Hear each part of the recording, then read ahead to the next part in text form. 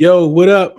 This is Deuce, and we are back with some more Commanders talk. Today, we're going to talk about the front office. Yes, we're going to talk about the new look front office. We're going to break down the scouting department. We got some good conversation today with our guests on today, something we're not too used to having a competent front office. We use a smaller front office, but as you can see from the hirings over the last few weeks and over the last few months, we have definitely expanded. So we're going to have Neil Stratton. He's going to come on. He's going to break down what these hires mean and how do these scouts and how does all that come together uh, to have, from what we do not know, a competent front office. So right after this, we're going to have Neil Stratton. Appreciate y'all for jumping on. Let's get into it.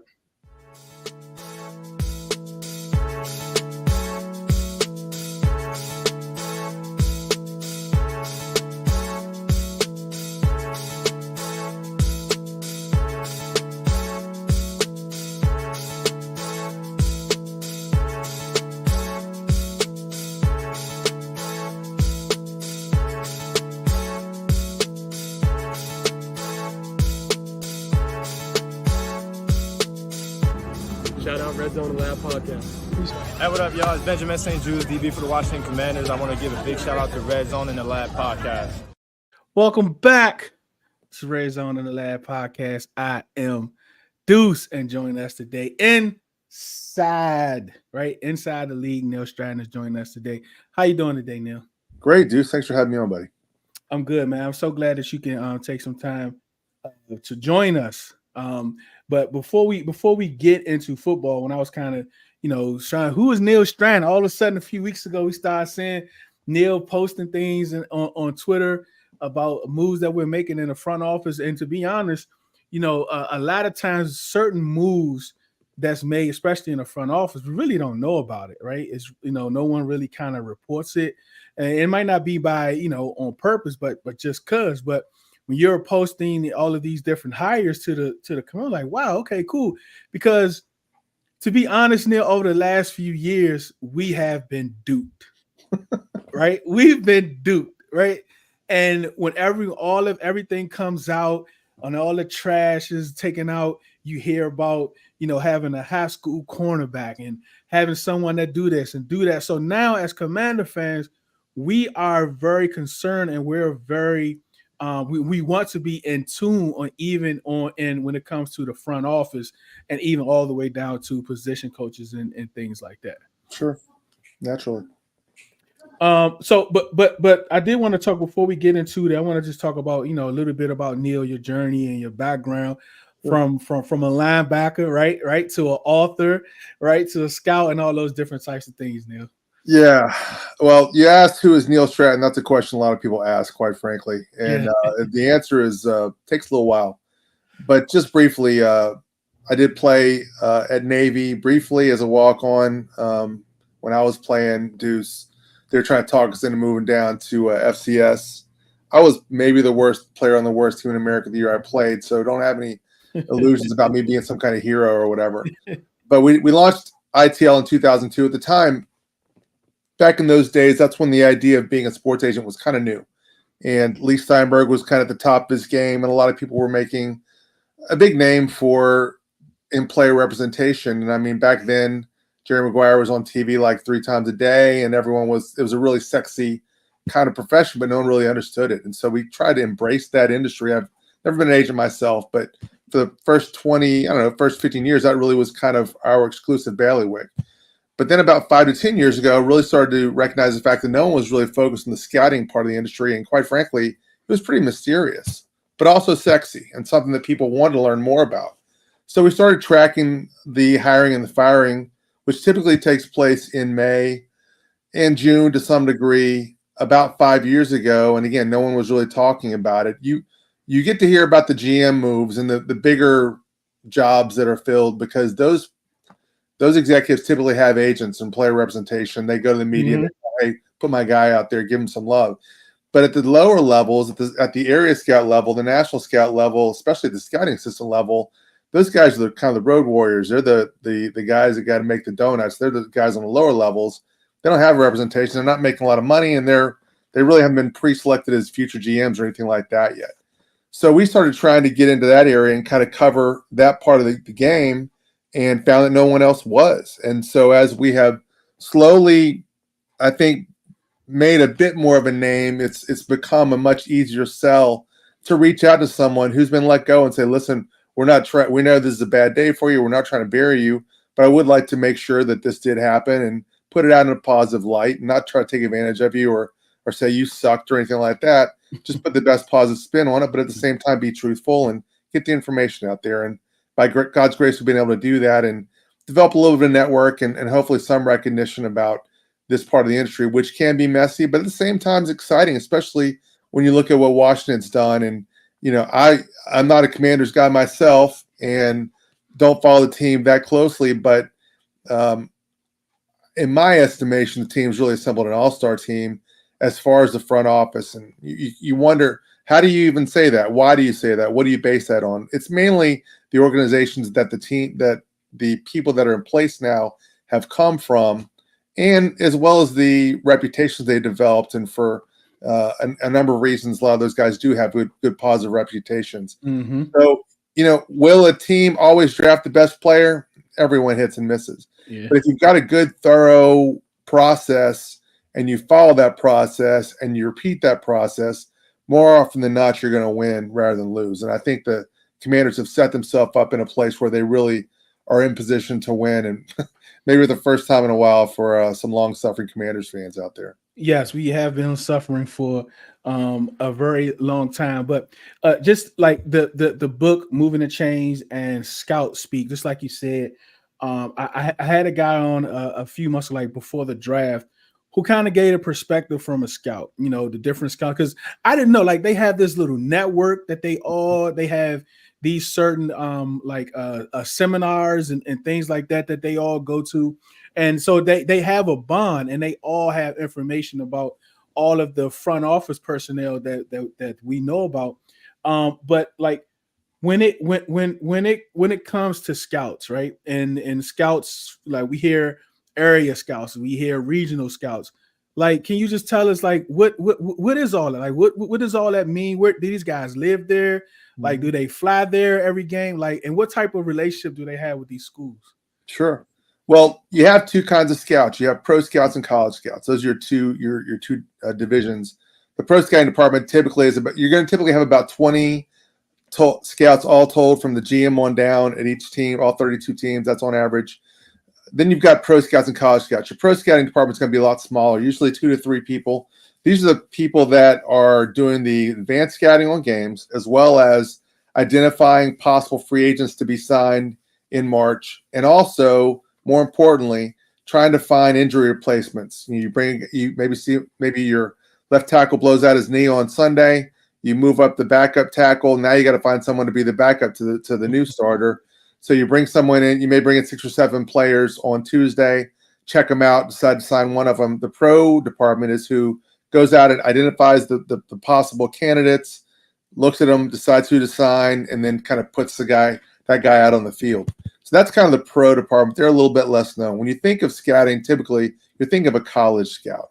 College scouts start off as scouting assistants typically, but then they move up and they become area scouts. These are the guys that are covering a different region of the country, typically Northeast, Southeast, Midwest, Southwest, Midlands, which is kind of your, Colorado, North Dakota area, Midwest, of course, and then the West. And every team kind of divides the country up differently, but typically you've got at least one scout covering those areas. Then you've got what's called the national scouts. Those are the over-the-top guys. They're going to kind of go over and cross-check. Oh, my scout in the Southeast said this guy at Arkansas is really good. Let's go make sure he's the guy that my scout said he was. And then you kind of move up from there. After your national scouts, you've got your college director, your director of college scouting, who's kind of organizing things. You may have an assistant director as well. Then you've got your director of player personnel. They're kind of one rung beneath the GMs. And then a lot of teams will have what's called a senior personnel executive, who is kind of fluid, typically a former NFL GM. He'll cover different areas of the business, and he may do pro scouting, he may do college, may do a little bit of both. And then you've got your GM. So it's kind of no two departments do it exactly the same, but that's generally how a modern front office is going to be configured. And as I kind of mentioned, typically you're stocking and restocking your staff in May and June, because the typical scout's got a 2-year contract, and it usually runs out right around draft time. And then you decide if you want to keep them, if you want to not keep them, all those kinds of things. Oh, I didn't know that. I mean, it's a whole lot you just said I didn't know. So I'm definitely going to have to watch this back myself, because I just thought this is just like a interesting part of the game, is this part of it. Like, these players that we see, it starts somewhere, and it usually starts with the scouts, like all the way starting from like high school, right? Mm-hmm. Well, there is a little bit of vetting of what they did in high school, and sometimes the more thorough scouts and executives will actually make phone calls, call a high school coach maybe in the summer to get a little bit of background there, especially on the players they know are going to be big timers in the coming season. But most of it is you're going to each school and you're going and talking to what's called the pro liaison, and that's the person that's designated on staff to be the interface with the college scouts, the NFL scouts that come through. And they just kind of give a little bit of rundown. Here's a little bit about his injury history. Here's how we feel like he is as a worker on the field. Here's how he is as a worker in the weight room. Here's his background academically.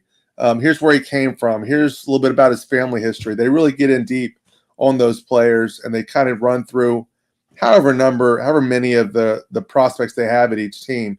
And scouts rely on that. But the better scouts have got a network at each school they can go to. They can talk to all these people, really kind of run through and get background, even to the background, I guess maybe a little bit more about what isn't the approved narrative for each team, and really get the information they really need to know before they decide they're going to bring someone inside their building or not. And that's a lot of the stuff that I cover in Scout Speak, is kind of the nuts and bolts of the business and how it all works, and all those kind of things for those people that are interested in that stuff.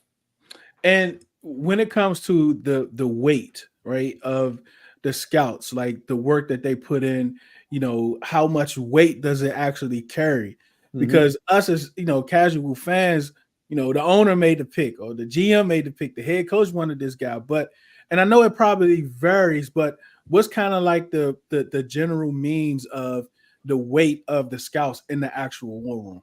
Well, generally speaking, the first 3 picks, the first, second, and third, day 1, day 2, are made at the executive level. Those players have been viewed by everyone in the staff multiple times. Everyone has signed off on them. These are the difference makers. Typically, the players are going to form the backbone of your team, the ones that are going to probably be getting to second contracts. But the day 3 guys, 4th, 5th, 6th, 7th round, and under after free agency, that's what they call the Scouts Day. And typically, that's where you're going to get the guys. The scouts are going to have a little bit more to say about that. Sometimes they don't. They're not even included in the rooms, so to speak. But a lot of times, that's when you've got your scouts who are really advocating for certain players. But a little further down the list, they're typically going to be backups, maybe special teamers, while they develop, and hopefully in time they will develop into starters. But for the most part, they're still a big part of your team. They're just not the glamorous players, are not necessarily the guys you're going to see on the covers of magazines and on the front of websites and those kind of things, but no less important. These are kind of the worker bees of the team. Maybe not as glamorous, but certainly have a key role to play. And that's where the area scouts really come in.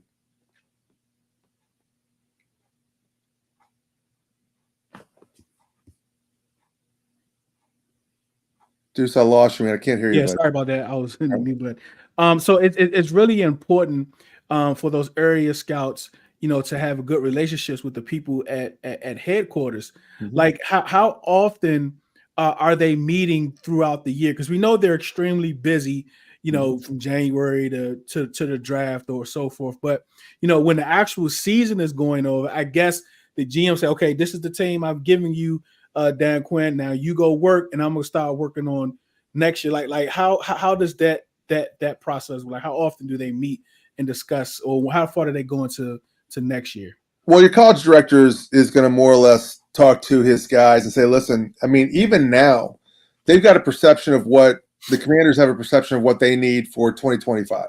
So they're going to say, listen, go out. Now, we think we have a quarterback. We think we have this, and this. Maybe they say, okay, offensive line is an area where we'd like to improve. So when the scouts go out, they're going to be looking at every area and every school that's within their section. Is that what's floating around in y'all world? We need O-line.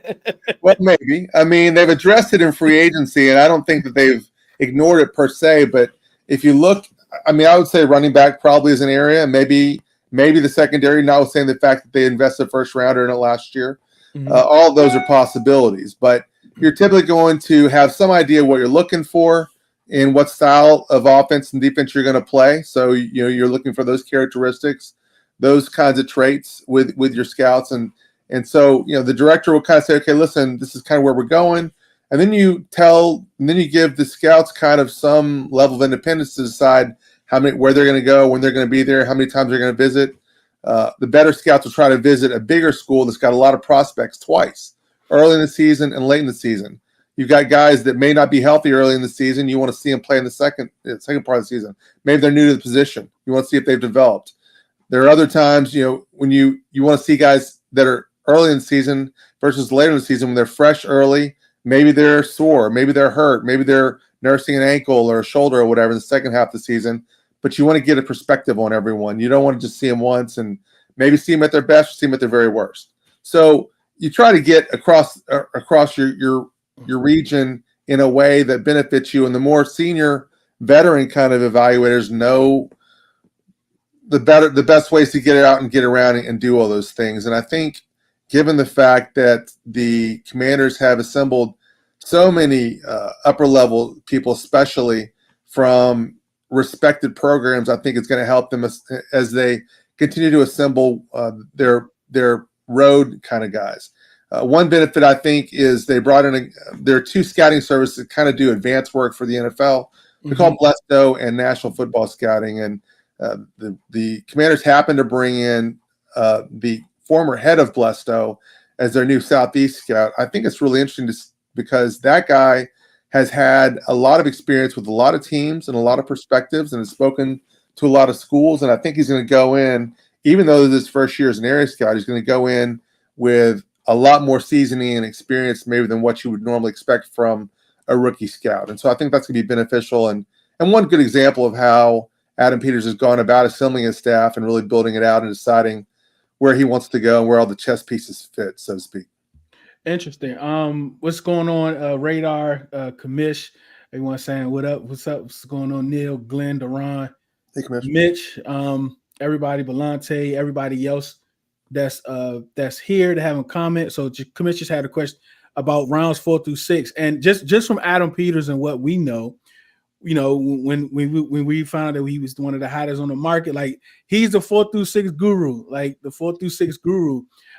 So like Commissioner said, I think you kind of touched on it, like about the weight, and this is where the area scouts really make their living, their money. This is how they advance and promote by being able to find those gems, right? Yeah, definitely. Well, they brought in a guy named DeJuan Jones from the Falcons. He's our new national scout, and DeJuan is a great example of a guy who's been an area scout for a long time. He's gotten some director level experience in Atlanta, but he's a guy who's very connected, very respected, very thorough. Background is with the Ravens, which is, again, they're a blue chip organization. I think that he's going to be a real beneficial person as an example of a guy that you need on a day 3. Now, he is a national guy. He's not the guy who's going to be going out and finding players maybe that are a little off the grid, but he will be the guys going in and saying, okay, that my scouts told me this guy's off the grid, but he's legit.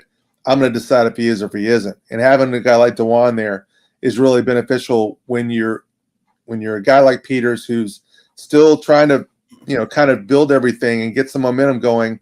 To have a really seasoned guy at that level who's got director level experience, I think is a real coup for the Commanders. And budget is very important, right? Like you have your scouting budget, of course. Again, our last guy want to pay for anything, and that's similar to the Bengals too, because from my understanding, they have a small scouting department.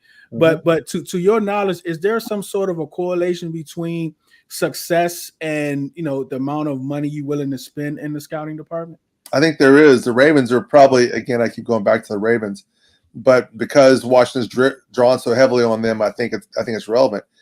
The Ravens are probably one of the maybe the best paid scouting staff. The rumor going around is they're even their entry level scouts making $100,000. That's about twice to 2.5 times what typical entry level scouts are making.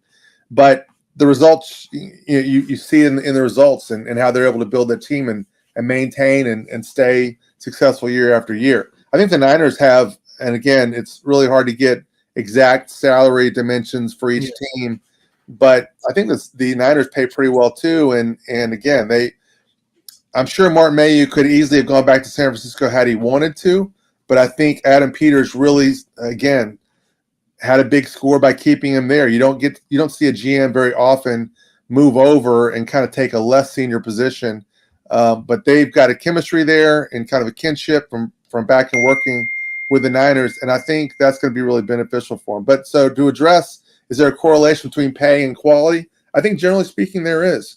It's just hard to get those numbers as far as who's really paying and who's not. There are some teams that have really bad reputations, some that have better. My impression is that Washington is probably paying pretty well given what they've assembled so far and the talent they've drawn there.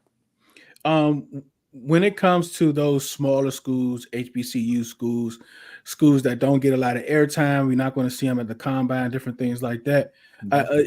Is there like scouts specific? Let's say, like if you have a scout in the Midwest region, of course they probably can't get to all of the schools. So how do they handle that? Can they like hire, like some interns or things like that to help them try to locate and find those type of players that's out there, but you just can't see them above level? Well, let me start by saying there are always more talented players than there are that are identified. Are there guys? I'm not saying there's guys walking the street necessarily that would be starting quarterbacks or whatever, but it's really hard to find all the talent that's out there. And part of it is developmental. You might get a good player who's drafted by X team, doesn't get the development that he needs, winds up getting spit out of the league because he never really got that opportunity. Whereas maybe he went to a different team, got developed better, and did turn into a solid pro who had a good career. As far as how they cover the country, a lot of teams will send out scouting assistants, not to cover 50, 60, 70 schools, but maybe just to cover 5 to 10. That's a good way to kind of groom them and get them ready for the rigors of being an area scout. And so to answer your question, yes. As far as assigning them to specific schools, it's typically regional. If I'm in Jacksonville, for example, I may have a scouting assistant who handles Northern Florida, maybe some of Southern Mississippi, maybe some Alabama schools, that kind of thing. But I'm not going to send them out on the road long term, typically, because I want to kind of keep them close, be able to coach them, be able to teach them, all those kind of things.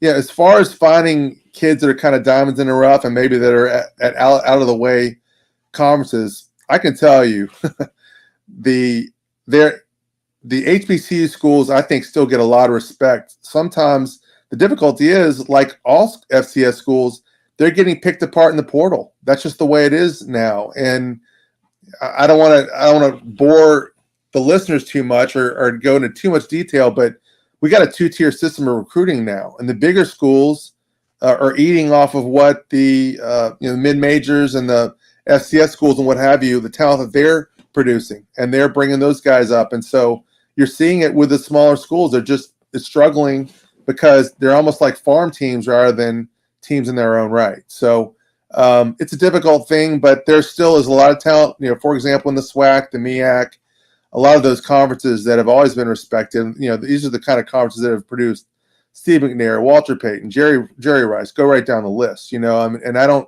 those and when those players were coming up, there were far fewer scouts out there, less commitment to this stuff. I mean, some of these guys were just scouting out of a magazine they bought off the newsstand. So I think that we're going to still see stars come from those areas. It's just harder because more often than not, they're getting passed up, to Colorado or wherever, because the big schools just have so much more money and so many more resources, and they're taking advantage of the current rules. This is a point I was thinking about this too when it comes to technology, and I would imagine it's been a help. Commissioner, no, bore us. I love this. Like I do too. I really love it. And I know we only have like a couple minutes left. Neil. But just a couple more if you got time. Sure. Technology. How has technology impacted scouting? Well, right now, number one, in the old days, you had to kind of go and be there to scout. More and more, everything you need to see is on film and in a database. And I can say, okay, listen, I want to see every quarterback who threw a 60-yard pass and completed it in NCAA football in 2022. And you can call that up. I mean, the amount of, I guess, ability to fetch exact plays and break them down and do all those kind of things, we've never seen that before, maybe the last 3 or 4 years. But the other way is, and you're probably familiar with this already, Deuce, but players are starting to wear chips. And whereas in the old days, it was all measured off 40 times and all those kind of things, man, it's all on how fast were you on the field and how fast were you able to play over a long period of time while in practice. And they're talking about catapult scores rather than 40 times and that kind of thing. And I think we're just going to see an expansion of that. And maybe one of these days, we won't even have pro days anymore. We won't have March the way we have because we'll already have all the information from the games and from the practices and from all those kind of things. And the NFL doesn't change easily.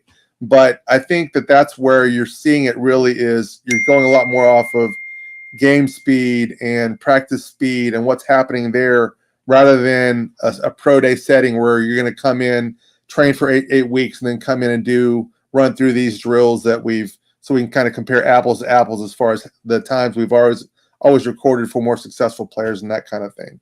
So I think it's just the continued computerization of the game. I think it's Zoom, of course, and the ability to communicate that way, but also just the chips and the things like that people are wearing that are able to give you so much more information than we could even conceive of not long ago. I have so much more.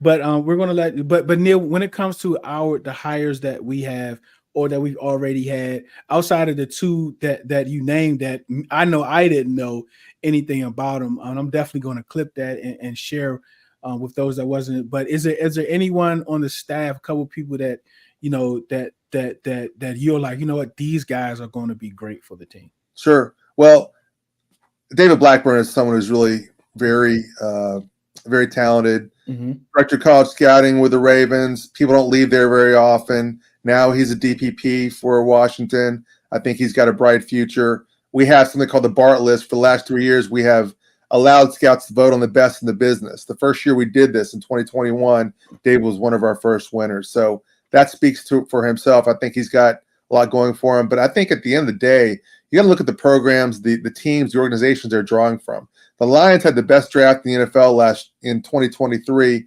based on votes, again, of scouts out there. Lance Newmark comes from Detroit. You've got David and DeJuan, who both have Ravens roots. Then you've got Peters himself, as well as the assistant GM we're just talking about, who both came from the Niners. The Niners have become basically almost like a greenhouse for GMs. They've sent so many guys out to have GMs in the past.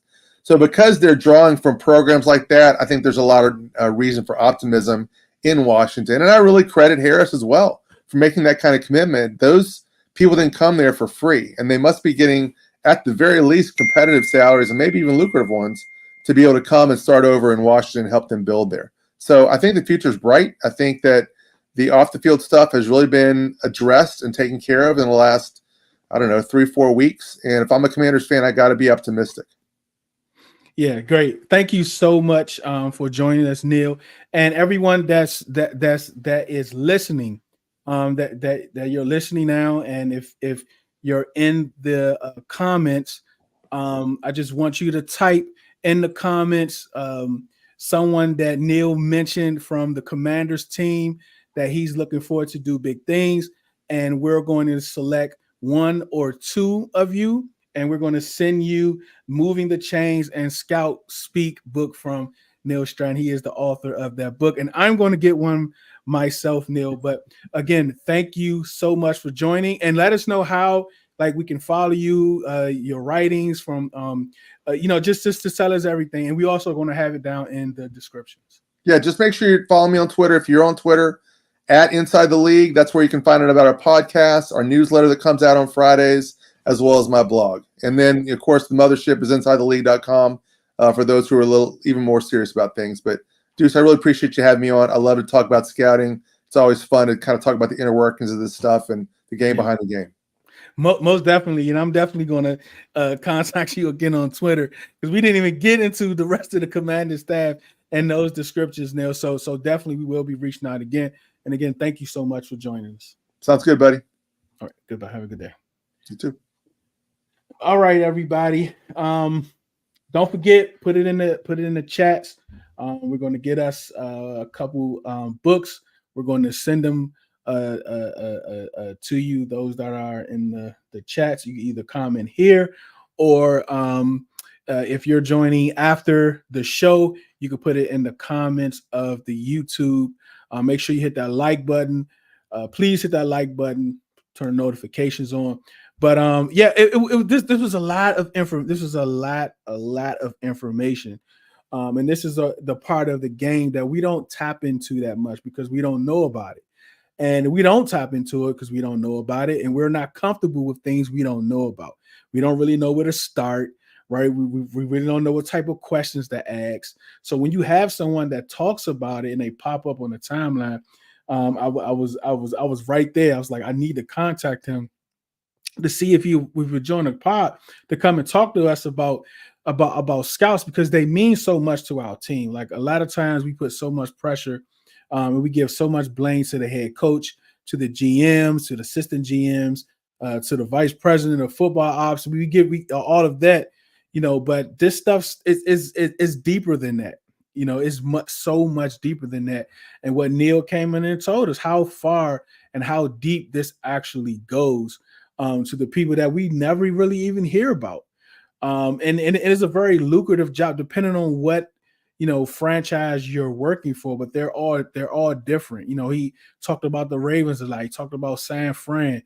He's talking about us now because we're, expanding our scouting department. We're expanding our front office from what it used to look like. It's kind of looking more like San Fran. And of course, like Deron, reminds us a lot about how, they say they want to model the Ravens, and they seem like they're modeling the Ravens front office, and getting Blackburn from what he explained to us was very big.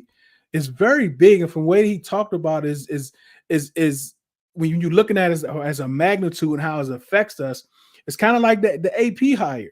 You don't pull people from the Ravens, someone that has this much stature in the league, that's so respected in the league across college and NFL. And we were able to get these, we were able to take him from there and bring him here. I know a lot of us, we kind of dog Mayhew, but in that world, the scouting world, in that world, he's admired. He's very respected. He even mentioned that he could have went to San Fran and probably took on that assistant GM role, but he didn't. He decided to stay here, and that means a lot. You know what I'm saying? So I know, like I want to have success right away, right? I want to have success right away, but I have the understanding if we don't have that success, that we're building to it. We're being competitive. We're competing. We have everything in place to build long-term success because that's what we want. That's what they have been preaching all the way from Josh Harris all the way down to Adam Peters, Dan Quinn. It's like we want long-term success. And if that comes with winning early, then that's our bar, right? If we come out next year and we win, 10, 11 games, that's the bar because we want to get better and better and better. We don't want to win 11, then the next year come out and win 5. That's not what we want to do. So we want to make sure we're doing this right, and we're doing this. We're doing this right. We're building this right. We're putting all the right pieces in place. And sometimes when you're putting the pieces in place, you put them in place, but they have to gel, right? They have to work. They have to engraft to one another. They have to understand, like, I'm here. A lot of us are great. We come from good organizations, but now we have to figure out how can we work together, right? Because I'm bringing all my knowledge, all my success here. I'm leaving all of my failures there, but I still have these failures. These are my failures. These are my successes. Now, how can we all gel together to make this one thing work. And sometimes it takes time. It takes time to do that. It takes time to know, what someone likes to eat for lunch. It takes time to know those different types of things. So that's what we're hoping to on long-term success. We're going to go to some of these. We're gonna have one before shout out ABB. We also so we also may give GMs too much credit when scouts are grinding. I mean, they are like they're grinding. They week in and week out. We was going to get more into exactly what they do specifically, but they in these schools, man. They talking to these coaches, they talking to these teachers, and they on the road. Like they might be in a specific region, but they're always on the road because they're going to this school and this school and this school and that school. So it's a lot of work. It's a lot of work. So they definitely deserve credit. We said, hey Kim, you got another office person? Not yet. Neil said he was very optimistic about our team. Sounds like a reason to hope. I agree. Those scouts, but our coach and GM need to listen. Yeah, they do. And hopefully that is what they are doing. But yes, I definitely appreciate all of you for joining. Appreciate for using your time, for you joining today. I know your time is very valuable for you to spend it with me. We definitely appreciate it. And tomorrow we have Fantasy Fade House. We have Tip Major joining us, fantasy expert. We're going to talk about the We're going to talk about the wide receivers tomorrow. We're going to talk about the NFC wide receivers and how does our wide receivers fare. Jahan and Terry, how do they fare? Also our rookies and Luke McCaffrey. What is the fantasy world looking at for him? And on Friday, man, we're gonna have a ball on Friday. We got Serge the Shooter that's joining us on Friday. We got some pictures that we're going to show and just talk a little bit about what he's seeing at camp. So remember, do it because you love it, not because it loves you. One beat, one sound, one heart, one